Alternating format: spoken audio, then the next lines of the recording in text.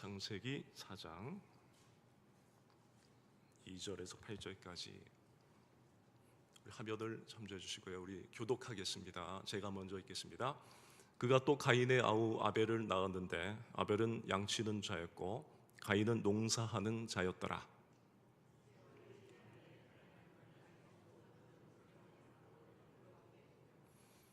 아벨은 자기도 양의 첫 새끼와 그 기름으로 드렸더니 여호와께서 아벨과 그의 제물은 받으셨으나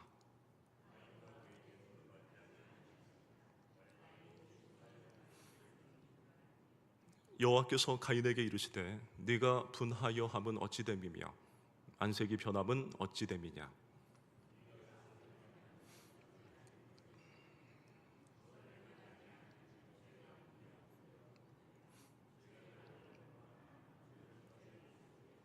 함께 있습니다. 시작. 가인이 그의 아우 아벨에게 말하고 그들이 들에 있을 때에 가인이 그의 아우 아벨을 쳐 죽이니라. 아멘. 우리 사랑의 하나님께서는요, 우리 인간이 죄를 졌죠. 죄를 졌지만 눈에 보이지 않았던 생명나무의 길을 이제는 열어주셔서 하나님 앞에 나아갈 수 있게 해주셨는데요. 그 방법이 무엇입니까? 그 방법은 바로 오늘 본문에 나오는 제사입니다. 이 제사가 뭐죠? 지금 시대로 말하면 우리가 지금 하고 있는 것이죠. 그렇습니다. 예배를 통해서 우리 하나님 아버지 앞에 나아갈 수 있게 해주신 것이죠. 오늘 주신 말씀에도 보시면 이 아담이 낳은 이 두 아들이 무엇을 했죠? 그렇죠. 하나님께 예배드린 이 내용들이 기록되어 있습니다. 이 가인과 아벨은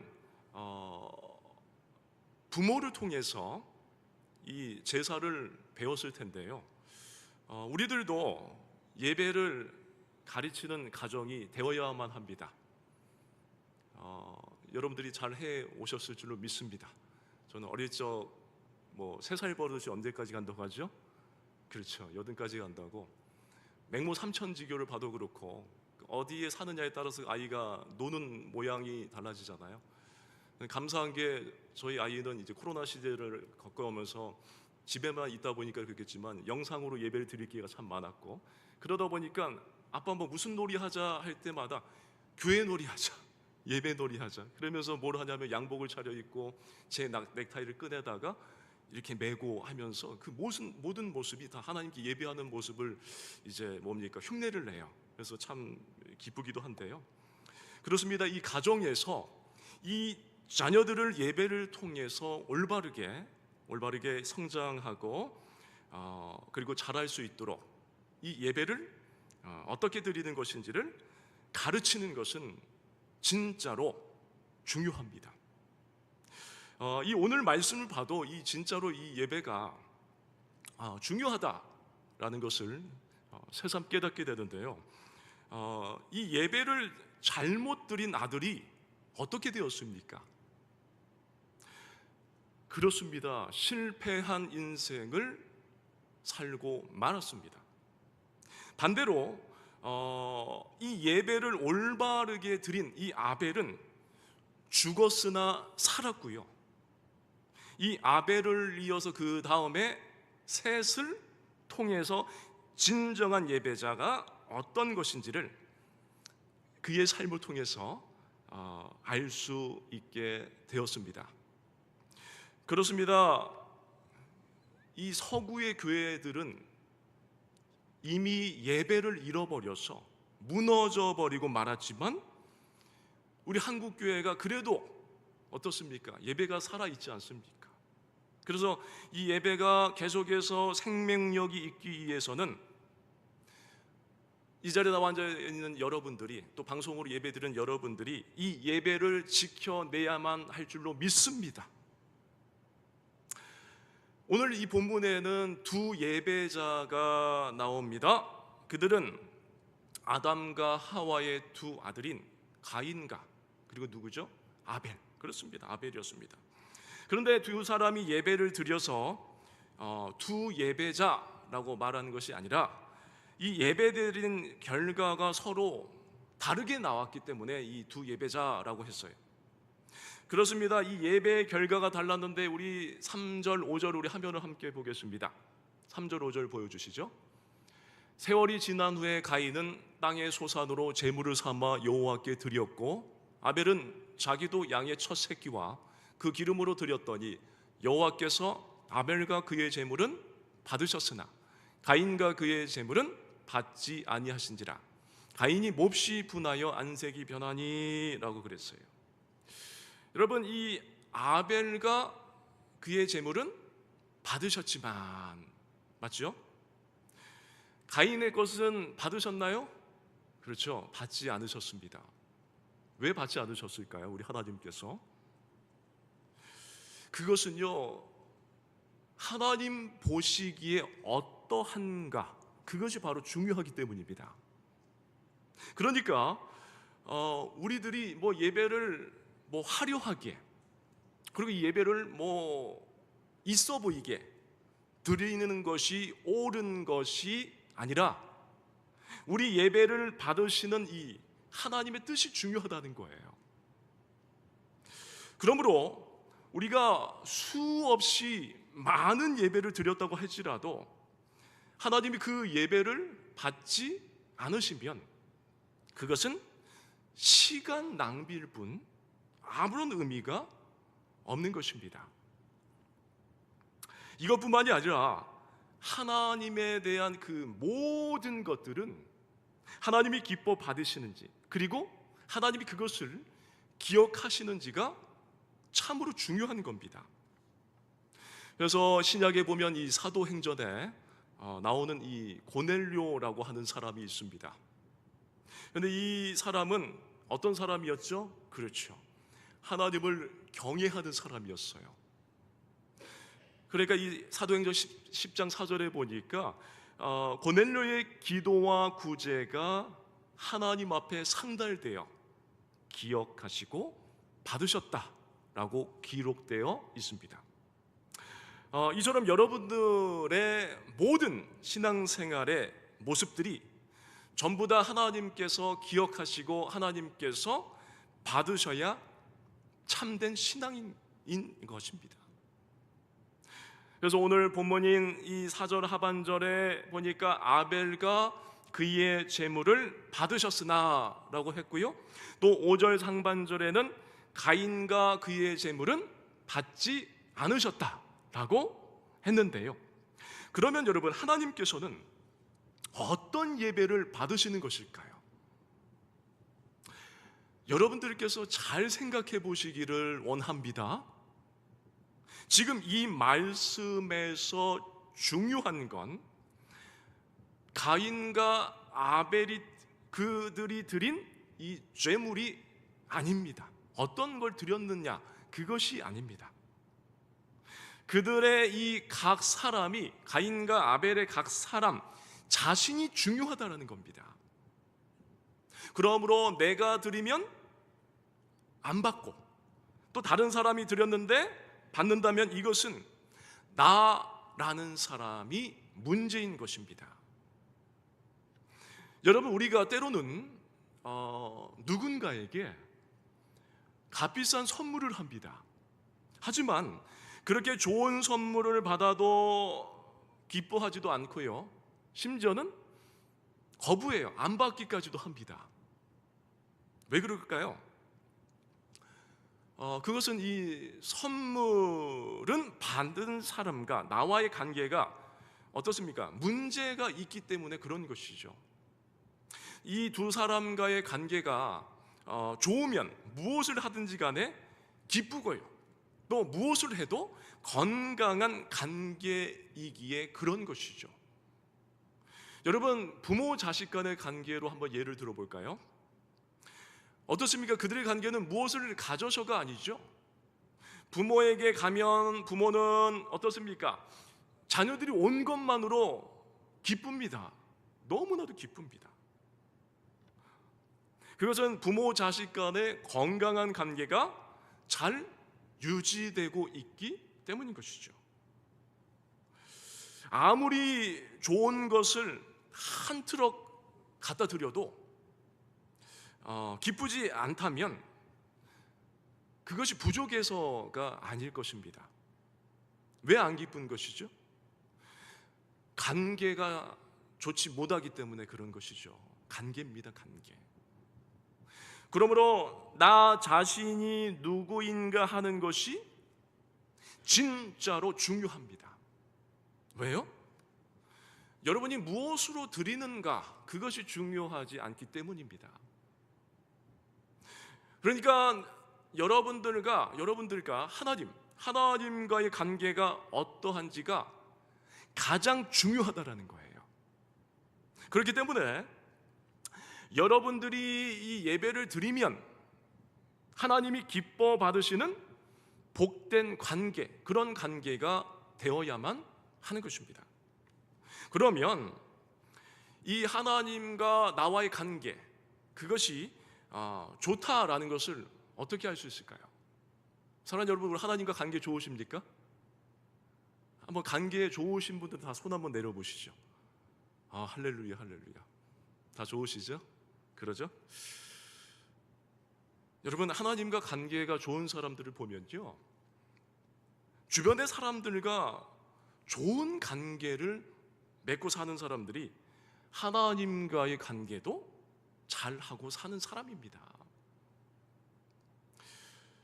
여러분, 오늘 이 두 예배자, 그들이 드린 제물보다 더 중요한 건 하나님을 향해서 예배하는 사람이었습니다. 어떤 제물을 가지고 특별한 형식으로 예배드리는 것보다 하나님이 기뻐하시는 그 사람이 예배하느냐, 바로 그것이 중요하다는 거예요. 같은 장소, 날짜와 시간, 같은 조건에서 예배를 드려도 그 예배를 다 받으시는 것이 아닌데요, 근데 이 예배를 잘 드리고 있다, 하나님 받으신다, 이것을 가장 잘 아는 사람이 누굴까요? 그건 바로 나 자신입니다. 여러분들입니다. 앞에서 누가 설교를 하느냐, 그 설교가 잘하느냐 못하느냐가 중요한 것이 아니에요. 그건 부수적인 거예요. 하나님 앞에 내가 나와서 예배를 한다라는 거, 드린다라는 거, 내가 지금 잘하고 있다, 내가 잘하지 못하고 있다, 그것을 가장 잘 아는 사람은 나 자신입니다. 여러분에게 스스로 질문해 보십시오. 그것을 스스로 알 수 있다는 거예요. 여러분, 오늘 말씀에도 가인과 아벨이 그것을 잘 알았어요. 그래서 예배보다 먼저 그 할 일을 주님께서 어디에서 말씀하셨죠? 그러죠, 산상설교에서 말씀하셨어요. 우리 화면 보시면 마태복음 5장 23절 24절 우리 함께 보겠습니다. 그러므로 예물을 제단에 드리려다가 거기서 네 형제에게 원망 들을 만한 일이 있는 것이 생각나거든 예물을 제단 앞에 두고 먼저 가서 형제와 화목하고 그 후에 와서 예물을 드리라 말씀했습니다. 그런데 가인은 그 마음 상태가 문제였습니다. 그는 예배를 마친 후 그 마음에 분이 가득했어요. 그래서 5절 6절을 다시 한번 화면을 보여주시죠. 가인과 그의 제물은 받지 아니하신지라 가인이 몹시 분하여 안색이 변하니 여호와께서 가인에게 이르시되 네가 분하여 함은 어찌 됨이며 안색이 변함은 어찌 됨이냐 말씀했어요. 이미 그 마음에는 악을 행할 자세가 준비되어 있습니다. 그래서 또 7절에 보시면 하나님께서 그걸 아주 이렇게 말씀하실 7절입니다. 내가 선을 행하면 어찌 낯을 들지 못하겠느냐, 선을 행하지 아니하면 죄가 문에 엎드려 있느니라. 죄가 너를 원하나 너는 죄를 다스릴지니라. 그러니까 이 선을 행할 수 없는 가인의 마음과 악으로 이어지게 될 가인의 이 분노를 하나님께서, 하나님 전능하시죠, 미리 다 아신 것입니다. 그러면 우리가 실상은 그게 아닌데 거룩하고 경건한 겉모습으로만 예배를 드리는 것을 하나님은 다 하신다는 것을 우리는 알아야 한다는 거예요. 알아야 한다는 거예요. 그래서 이 가인의 결말에는 어떻게 됩니까? 악을 행하고 맙니다. 이것은요, 이 예배를 성공하지 못한 자의 당연한 결말입니다. 그래서 한편 우리 8절을 보면 8절에 가인의 악행을 이렇게 기록하고 있습니다. 가인이 그의 아우 아벨에게 말하고 그들이 들에 있을 때에 가인이 그의 아우 아벨을 쳐 죽이니라. 주여죠, 주여. 그러니까 이런 악한 마음을 가지고 있으니까 그의 예배를 받지 않으셨는데요, 그러므로 그는 예배를 받지 않으신다고 악행을 저지를 게 아니라 선한 마음을 가지고 자신의 삶을 변화시켜야만 했던 것입니다. 자기 성찰을 하고 자기를 돌아보고 애꿎은 사람을 죽이면 안 되잖아요. 안 되잖아요. 그를 쳐내려고 잘라려고 그러면 안 되잖아요. 자기를 돌아봐야지.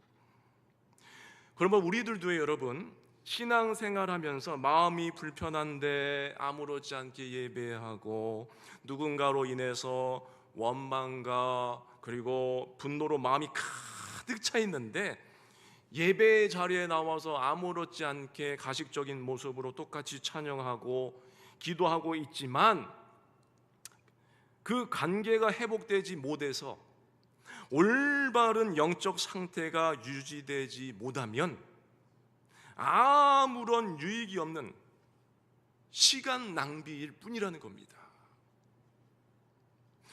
그래서 우리 화면 보시면 야고보서 3장 9절 10절에 이렇게 말씀합니다. 이것으로 우리가 주 아버지를 찬송하고 또 이것으로 하나님의 형상대로 지음을 받은 사람을 저주하나니 한 입에서 찬송과 저주가 나오는도다.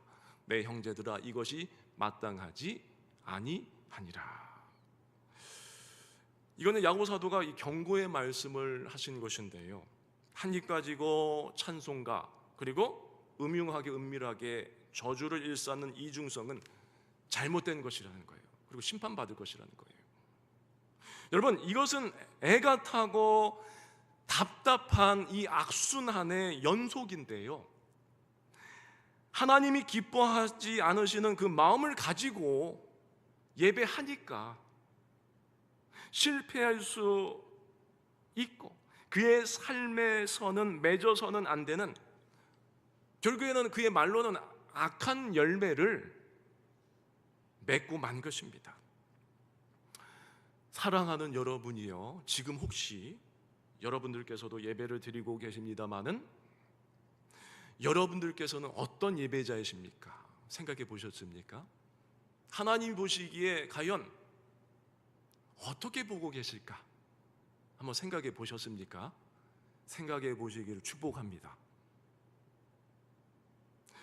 여러분, 예배는요, 어떤 사람이 어떤 마음으로 그 마음가짐으로 드리느냐가 제일 중요한 거예요.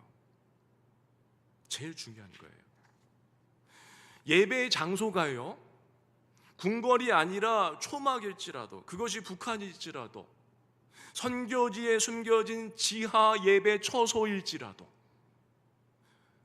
선한 마음을 가지고 드리는 그 사람으로 인해서 하나님께서 받으십니다.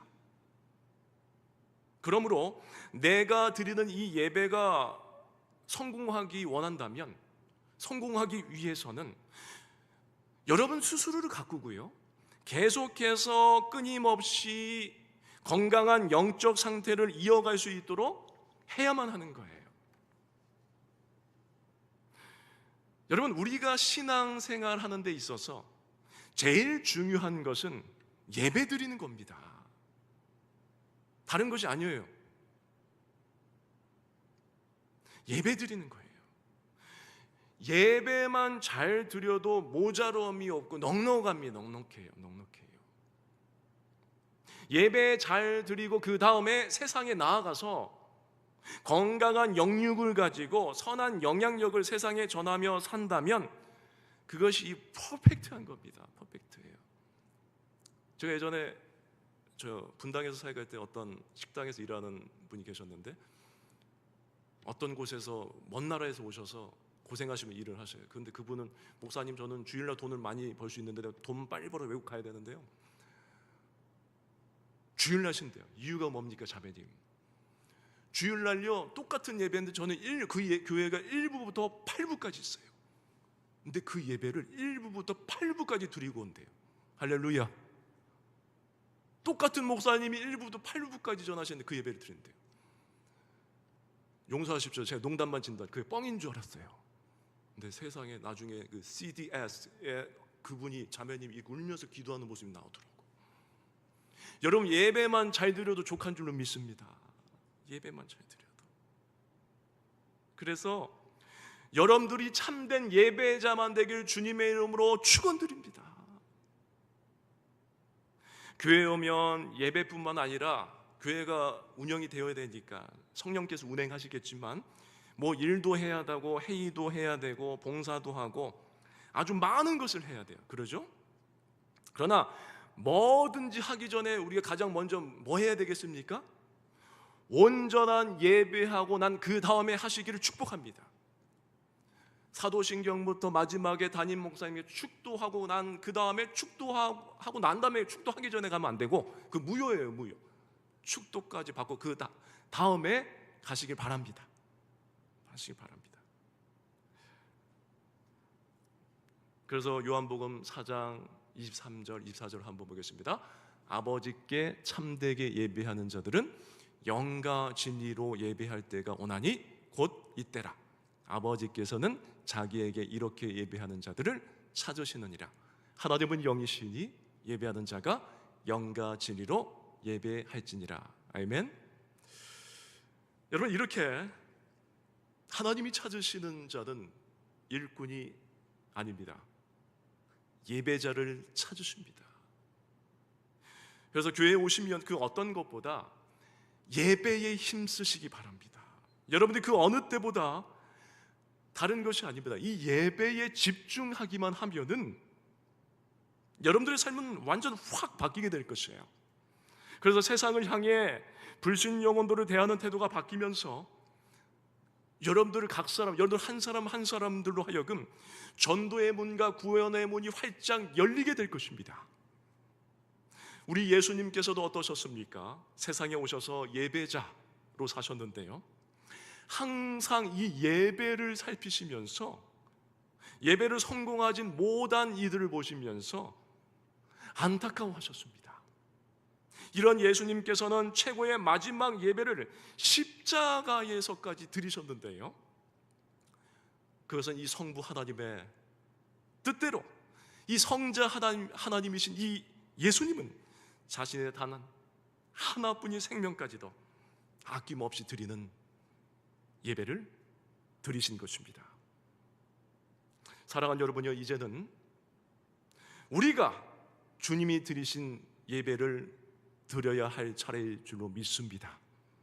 그러므로 바로기는 오늘 주신 이 말씀을 통해서 우리들의 예배가 혹시라도 아닌 모습과 하나님이 원하시는 것에서 벗어난 것들이 있다면 다시 재정비하셔서 복된 예배를 드림으로 지금까지 우리가 예배를 통해서 누리지 못했던 참 기쁨과 참 평안, 그리고 복이 여러분들 당대뿐만 아니라 후손들에게까지 천대까지 영원한 복이 예배 잘 드림으로 말미암아 이어지기를 주님의 이름으로 축원드립니다.